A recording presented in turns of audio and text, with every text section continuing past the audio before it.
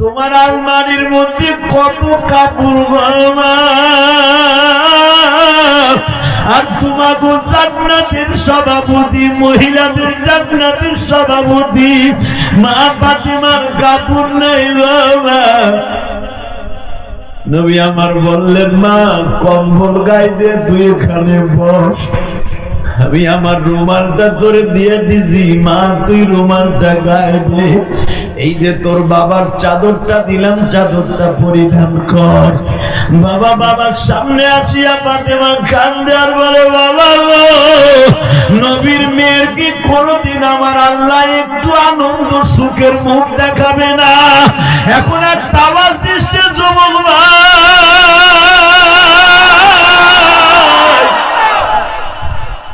নবী আমার দৌড়াইয়া রুমের মধ্যে গেলেন, যাইয়া দেখে 6 বছর আর 7 বছরের দুইটা বালক হাসান হুসাইন পিঠের সাথে পেটটা লাগিয়া গেছে বাবা।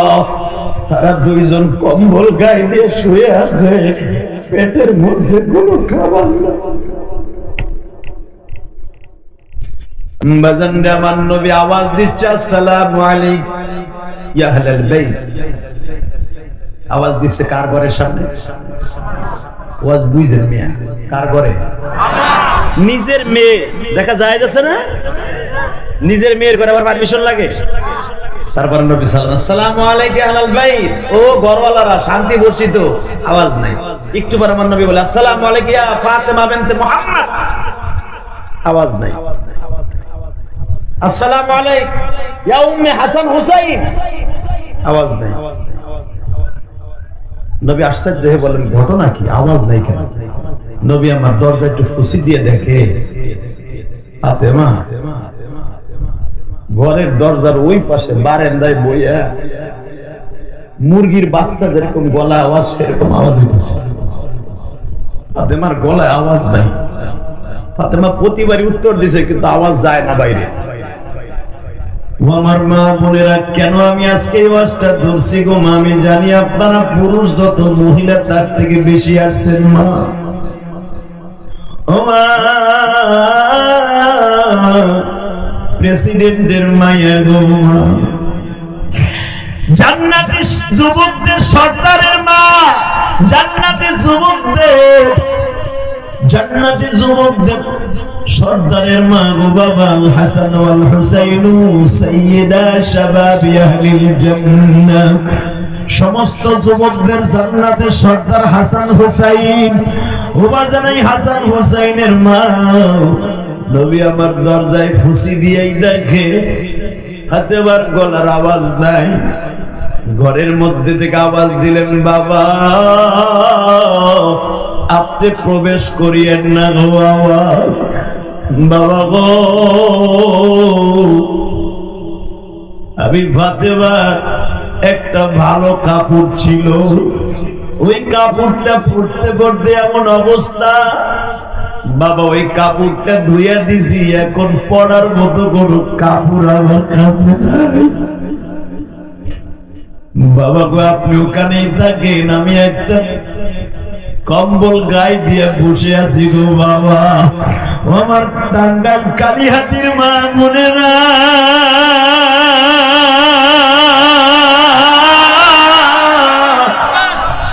তোমার আলমারির মধ্যে কত কাপড় বাবা, আর তোমাকে জান্নাতের সভাপতি, মহিলাদের জান্নাতের সভাপতি মা ফাতিমার কাপড় নেই বাবা। নবী আমার বললেন, মা কম্বল গায়ে দিয়ে তুই এখানে বস, আমি আমার রুমালটা তোরে দিয়ে দিছি, মা তুই রুমালটা গায়ে দে। এই যে তোর বাবার চাদরটা দিলাম, চাদরটা পরিধান কর। বাবা বাবার সামনে আসিয়া ফাতেমা কান্দে আর বলে, বাবা গো, নবীর মেয়ের কি কোনদিন আমার আল্লাহ একটু আনন্দ সুখের মুখ দেখাবে না? এখন একটা আওয়াজ দিচ্ছে যুবক ভাই।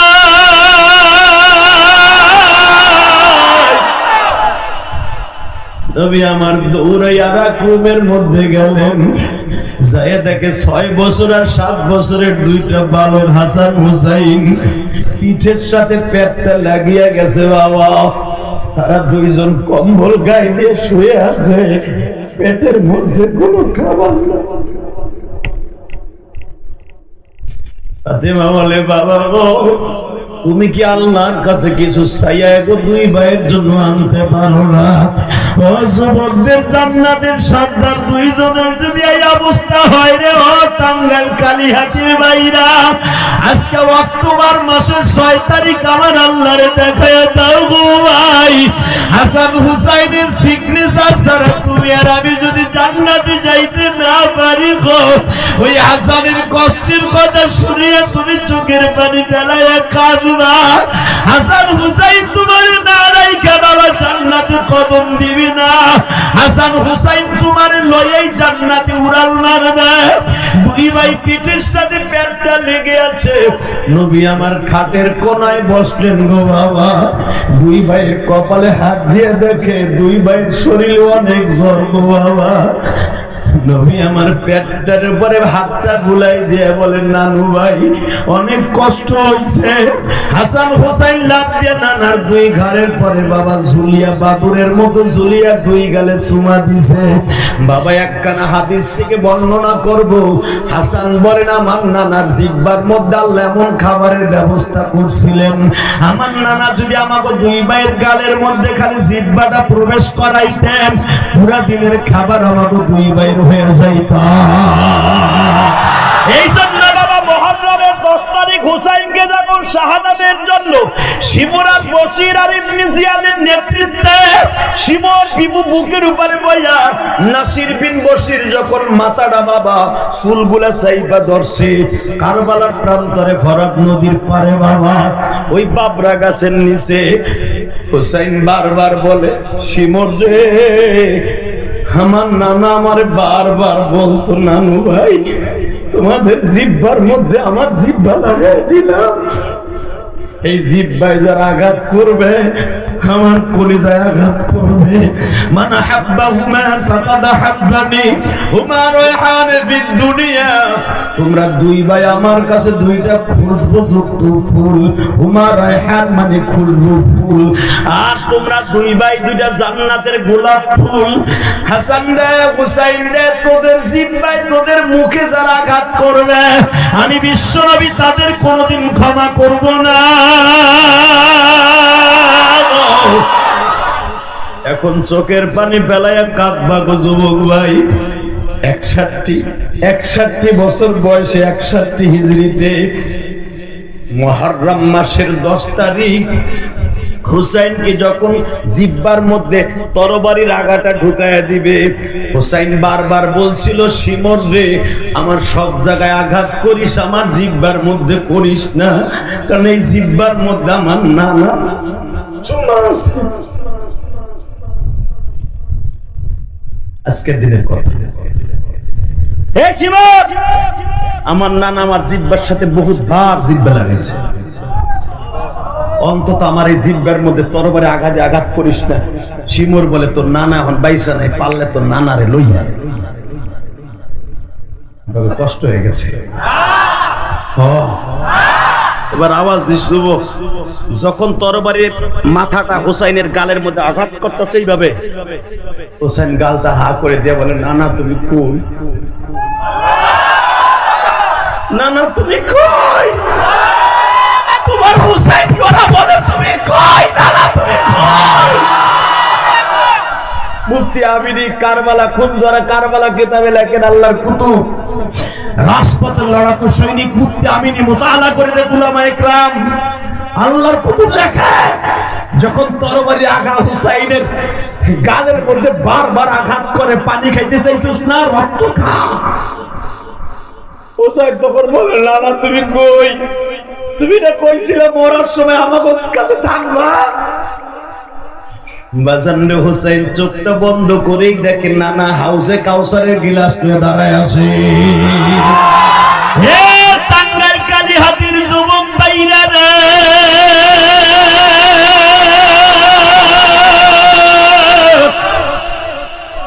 চোখটা বন্ধ করেই হুসাইন মুস্কি মুস্কি হাসে।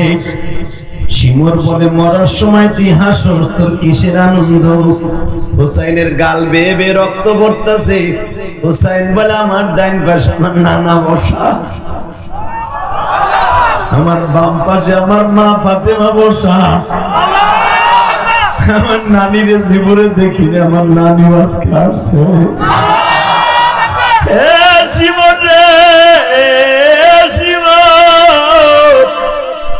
শুধু আমি নয় রে,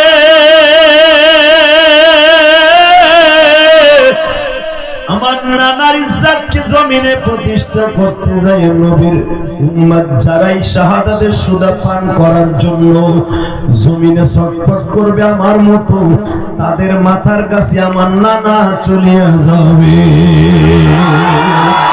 নবী আমার জান, নবী আমার প্রাণ জোরে, নবী আমার জান, নবী আমার প্রাণ। নবীর জন্য দিতে পারি আমার জীবন, নবীর জন্য দিতে পারি আমার জীবন, নবী আমার জান, নবী আমার। এ ভাইজান, হাদিস শরীফের কথা, আল মারউ মা'a মান আহাব্বা, যার সাথে যার মুহাব্বত তার সাথে তা তো দেন না। নবী আমার জান, নবী আমার প্রাণ, খুব জোরে, নবী আমার জান, নবী আমার প্রাণ। নবীর জন্য দিতে পারি মোদের জীবন, নবীর জন্য দিতে পারি মোদের জীবন, নবী আমার জান, নবী আমার প্রাণ। যার ওসিলায় তামাম জাহান আল্লাহ বানাইছে। আল্লাহু আকবার জোরে বলতে পারেন না?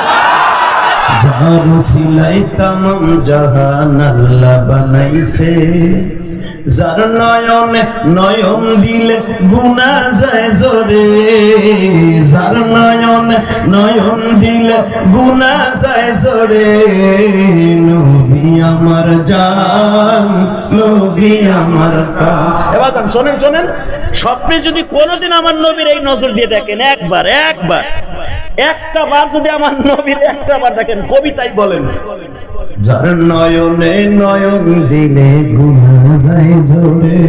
আল্লাহু আকবার বলতে পারেন না? কবিতার ভাষায় বলেন, যার নয়নে একবার স্বপ্নে দেখেন আর বাস্তবে দেখেন। একবার যদি আমার নবীর কেউ দুই নয়নে দেখে, তার জীবনে কোনো গুনাহ থাকবে না। নবীর দেখার নিয়ত আছে না? আছে আছে। একটা ওয়াদা দিলেই নবীর দেখতে পারবেন। যদি আমার নবীর কেউ গালি দেয়, সে আওয়ামী লীগ করি, বিএনপি করি, জামাত করি, দল করি করবো, বাংলাদেশে বাস্তবে একটা দল করতে হবে। নবীর কেউ গালি দিলে তখন কোন আওয়ামী লীগ আর বিএনপি আর জামাত আর হুজুর দাসত বাসত থাকবে না। আমার একটাই পরিচয়, নবীর দুশমন, নবীর দুশমন, নবীর দুশমন, নবীর দুশমনের সাথে কোনো খাতির নাই। কথা ঠিক যাবে ভাইজান। আপনারা জানেন সাহাবা کرام জীবন দিতেন, ঈমান দিতেন না, ঠিক না বেটা? জোরে বলেন, জোরে বলেন। হযরত ওমর রাদিয়াল্লাহু আনহু জামানায় এক সাহাবী আসছে, নাম আপনারা জানেন। হঠাৎ করে সে নামাজ পড়তেছে, আসরের নামাজ, দেখে তার পাঞ্জাবির কাপড়টা একটু সরে গেছে, দেখে কোমরের ভিতরে কোনো গোশত নাই, হাড্ডি। ওমর ডাক দিতে দিকে, খলিফাতুল মুসলিমিন বলেন, তোর কোমরের গোশত আপনি জানেন না কোথায়? বেঈমানরা যখন আমারে মারতে মারতে জ্বলন্ত কয়লার উপরে আমার শোয়াই দিত, ওই কয়লার আগুন বন্ধ হইতো, আমার রক্ত, গোশত, চর্বি লাগে বন্ধ। পরবর্তীতে ইসলাম কবুল করার পরে আর এই মাংসটা হয় নাই। এই জন্যই তুমি হাঁটতে পারি না। খলিফাতুল মুসলিমিন হযরত ওমর তখন দুই চোখ ধরে কাঁদে আর বলে, আমার নেতৃত্বে তোদেরকে এইভাবে মারছিল, আজকে একটা কাজ কর। কি? একটা কাজ কর, লোহার কয়লা জ্বালা। কেন? ওর ভিতরে তোরা আমার শোয়াই দিয়ে পাড়ায় দাও, আমিও দেখবো কত কষ্ট। বাজান এইভাবে তো জীবনে কালেমা কি আমরা বুঝি নাই, বিদায় আজকে আমাদের কপালে এইরকম। এ যুবক ভাইরা, আমি আপনাদের দুইটা পাও ধরে বলে দিয়ে যাই, এই মাজমার ভিতরে কার জানো মা নাই বাবা নাই? আপনার চোখের পানি ফেলাই আমার মাওলার একটু ডাক দিয়া কইবেন, আল্লাহ আমার মা চলে গেছে, আমার বাবা চলে গেছে, আমিও চলে যাব। যাইবার আগে তোমারে বন্ধু বানাইয়া তোমার নবীর আদর্শ লইয়া কবরে যাইতে চাই। রাজি আছেন না নাই? রাজি আছেন? আল্লাহু আকবার জোরে বলেন তো। আমি আর কয়েক মিনিট পরে মোনাজাত করব। ওই আলোর নিচের থেকে হুজুরের সামনে দুইটা মগা গেল, ওই যে সাদা ডাবারি দিকে আয় জায়গায় আয় যাক বলছে লম্বা বেড়া তো, নাহলে ঠিক পাইতাম না। আর মাত্র 3 মিনিট কথা বল। বলে দেখবো যেটা উঠবো মুনাজাত করে দেবো। এবার বলেন, নবীর আদর্শ দুনিয়ায় বাস্তব রূপে রূপান্তরিত করার জন্য যা কিছু দরকার তাই করবো ইনশাআল্লাহ। আমার নবীর কোন জিনিসের অভাব ছিলেন? দেখেন কোন জিনিস অভাব নাই। ফাতেমা বলেন, আব্বা আমার লাগে না, তোমার নাতি দুইটার লাগে কিছু করো না। এমন নবী রে, আমার নবী কিছু কয় না, খালি কই যে আল্লাহ আমি কিছু মনে কিছু চাই না, দেও না আমার নাতি দুইটারে কিছু। 2 মিনিটও যায় নাই, 2 প্লেটে কইরা জান্নাতের খাবার ফাতেমার দরজায় হাজির। ফাতেমার বাড়িটা কোন আপনারা জানেন? মসজিদে গামামা, আপনারা সবাই চিনেন। এর পাশে ডাইন পাশের বাড়িটা হযরত আলীর। এখানে ফাতেমার নিয়ে হযরত আলী বাসর করতে। আল্লাহু আকবার বলতে পারো না? এই মসজিদটা তো দামকা মুসলমানের বলা, যদিও বন্ধ করে দিছে, চারিদিকে অল করে দিছে, মসজিদে ঢুকতে দেয় না, নামাজ হয় না এখন। স্মৃতি হিসাবে রেখে দিছে, ওটা মসজিদ না, ওটা বাড়ি। মসজিদ বানাই দিছে। আমাকে বাংলাদেশ হলে তো ওটা মূর্তির মতো বানাইতে কথা কন না কেন? ওই দেশে দেখলে আল্লাহ না, এই জন্য মসজিদ বানাই দিয়ে দিচ্ছে আলামত। এই জন্য ওই মসজিদে নামাজ না বলে অসুবিধা নাই, বাড়ি কিন্তু মসজিদের মতো বানাই দিচ্ছে। মসজিদে আমার ডাইন পাশে ফাতেমার বাড়ি। সুবহানাল্লাহ, সুবহানাল্লাহ। আমার নবীর কদম কত হাজার লাগছে। এটা 2 মাস আগে ওমরা করতে যাই, ওই মসজিদের ওখানে আমি বহুত কাঁদছি রে ভাই। আর মসজিদে আলীর পিছনেই ছিল আমার হোটেল। রাত 3টার সময় যখন তাহাজ্জুদে যাইতাম, জানালা দিয়ে তাকাই থাকতাম ফাতেমার ঘরে। যাহারে ফাতেমা এখানে আলীর খেদমত করতে, হাজার হাজার গোসল দিতে, ছাতা ঘুরে ঘুরে আটা পিটছে। ফাতেমা এখান থেকে কুয়ার থেকে পানি উঠাইয়া স্বামীর সন্তানকে গোসল করাইছে। আজকে আমি নিয়ে স্লোগান জিহাদি 10 তলার উপরে লিফটে উঠে তাকাই তাকাই দেখতেছি ফাতেমার বাড়ি। দেখতে মন চায় না? দেখবে ইনশাআল্লাহ, দেখতে পারবেন ইনশাআল্লাহ। বলেন ফাতেমা, তাহলে আব্বা আমার লেগে না, আমার হাসান হাসানের লেগে যাও। বাজান আমার নবী হাত তুললেন, আল্লাহ দাও। 3 মিনিটও যায় নাই, 2 প্লেটের জান্নাতের খাবার। কষ্ট হয়ে গেছে না, আর হবে না। কোনে পাঠাও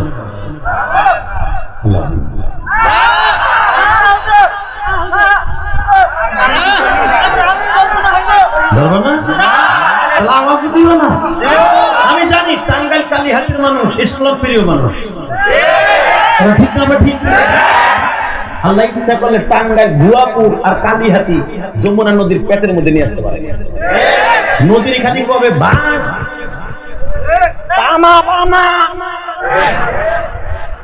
পৃথিবীর কোন সরকার নাই বাইন্দে তুলে দিতে পারবে। কথা বল না কেন? আসলে এই জন্যই কোন এক কবি বলেছিল, নদী একমাত্র তার হুকুমে চলে। কে কে কে কে আল্লাহ আপনি কবুল করেন। আরো জোরে বলেন। তাহলে এবার আওয়াজ দেন কেমন? 3 মিনিটের ভিতরে খাবার রেডি। এটা হাসান, এটা হোসেন, ডান্স করায়। নবী আমার বলে, না না ভাই হাসান কয় আজ পর্যন্ত পাইছেন নানায় হাত না দিলে নাতি হাত দেয়, এখন 2 বোটা পানি ফেলে। কোন নবীর ইজ্জত নিয়ে খেলা করস রে কালী হাতের যুবক? এ নুপুর শর্মা, এই নুপুর শর্মা,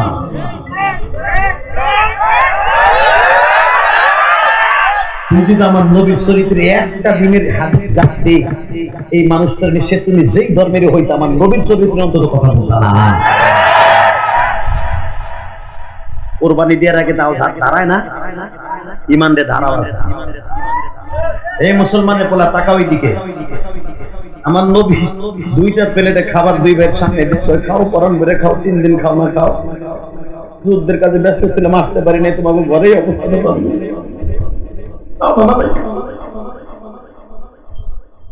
নাতি বলে নানার মুখে না দিয়ে নাতি কেমনে মুখে দেয় গো নানা।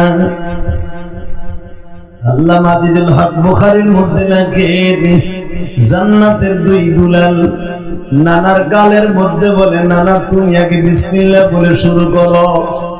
আমার নবী বলে নানু ভাই এই খাবার আমি আমার উম্মতের লাগে খাইতে পারবো না। এই কালীঘাটের উম্মতের আগে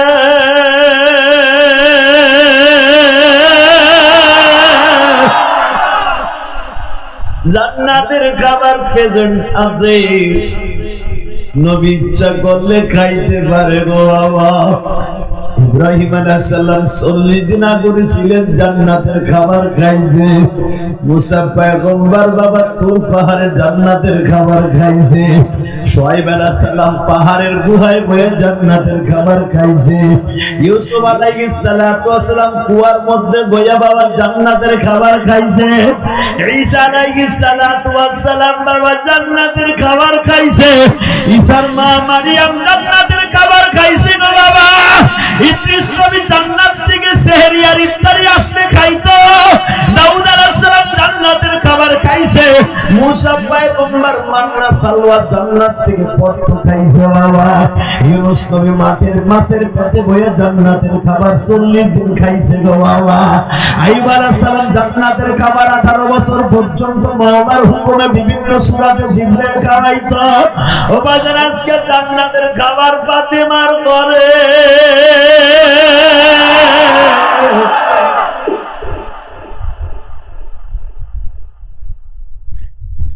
নবী আমার বলে নানা ভাই আমি আমার উম্মতের রেখে খাইতে পারবো না।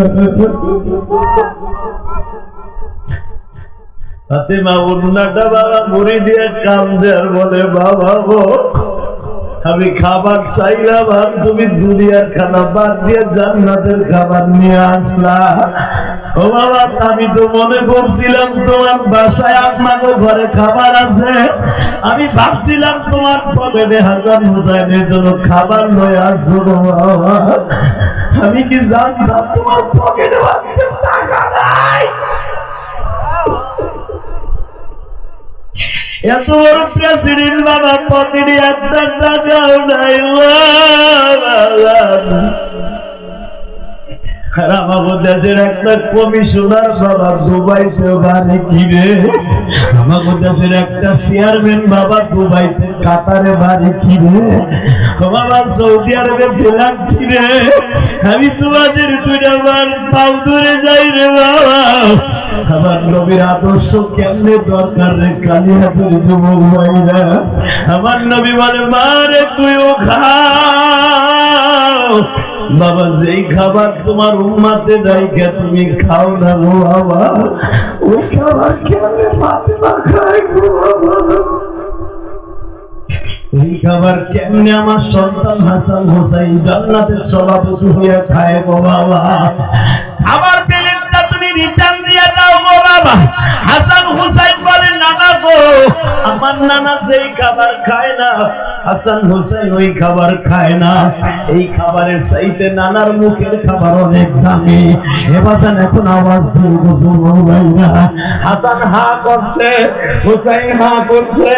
আমার নবী আঙ্গুলটা গালে দিয়ে একটু লালা লাগায়া 2 ভাইয়ের গালের মধ্যে ধরা দিচ্ছে। হাসান বলে না খানার কোনো ব্যবস্থা লাগবে না, খানা লাগবে না।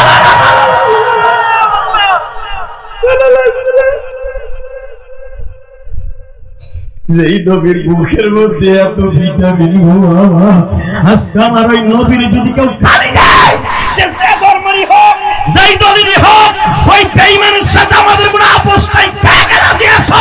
আল্লাহকে দুহাত তুলে দেখেন।